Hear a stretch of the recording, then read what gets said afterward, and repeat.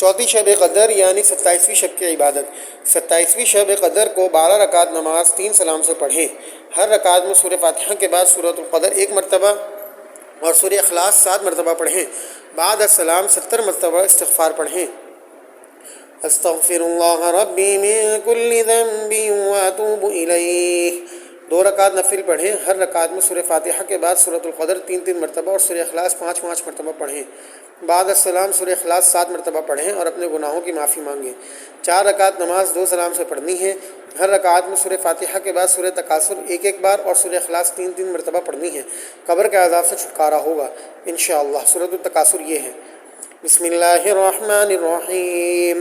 الہاکم التکاثر حتی زرتم المقابر کلا سوف تعلمون ثم كلا سوف تعلمون كلا لو تعلمون علم اليقين لترون الجحيم ثم لترونها عين اليقين ثم لتسألن يومئذ عن النعيم۔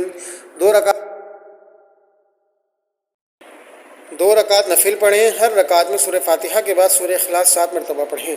بعد السلام 70 مرتبہ استغفار پڑھیں۔ استغفر اللہ العظیم الذی الحی القیوم واتوب الیہ۔ انشاءاللہ مصلی سے نہ اٹھیں گے کہ اللہ پاک آپ کے اور آپ کے والدین کے گناہ معاف فرما دیں گے اور توجہ اللہ نصیب ہوگی۔ 2 رکعت نفل پڑھیں۔ ہر رکعت میں بعد از فاتحہ کے سورہ الم نشرح 1 بار، سورہ اخلاص 3 بار پڑھیں۔ بعد السلام 11 مرتبہ سورہ انا انزلنا پڑھیں۔ بسم اللہ الرحمن الرحیم۔ ألم نشرح لك صدرك ووضعنا عنك وزرك الذي أنقض ظهرك ورفعنا لك ذكرك فإن مع العسر يسرا إن مع العسر يسرا فإذا فرغت فانصب وإلى ربك فارغب۔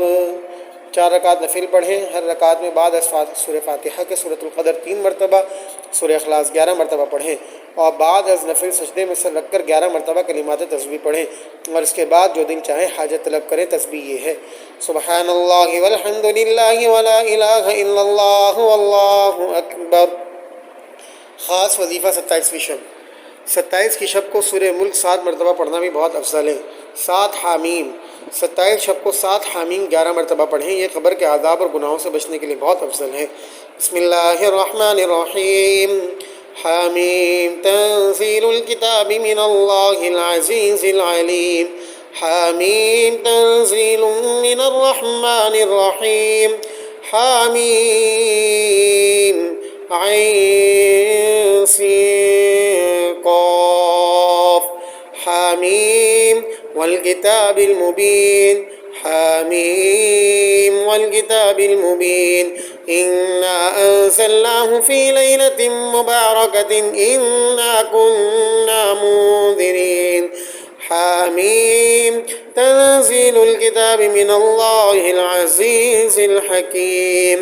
حاميم تنزيل الكتاب من الله العزيز الحكيم۔ فائدہ نمبر 1، جو شخص مذکورہ 7 حامیم ہمیشہ پڑھے گا اس پر دوزخ کے 7 دروازے بند ہو جائیں گے اور جنت کے 7 دروازے کھل جائیں گے۔ فائدہ نمبر 2، اچانک کسی مصیبت کے نازل ہو جانے پر ان 7 حامیم کو 3 مرتبہ پڑھ کر دعا کریں تو اللہ تعالیٰ اس پریشانی سے نجات عطا فرماتے ہیں انشاءاللہ۔ فائدہ نمبر 3، اگر آپ راستہ بھول جائیں یا کوئی بات بھول جائیں یا کسی پر غالبانہ مقصود ہو تو مذکورہ 7 حامیم کو بار بار پڑھیں، انشاءاللہ کامیابی ہوگی۔ فائدہ نمبر 4، 7 حامیم کی 7 صورتیں سورہ مومن سے لے کر سورہ احقاف تک ترتیب وار پارہ 24، 25 اور 26 میں اکٹھی ہیں۔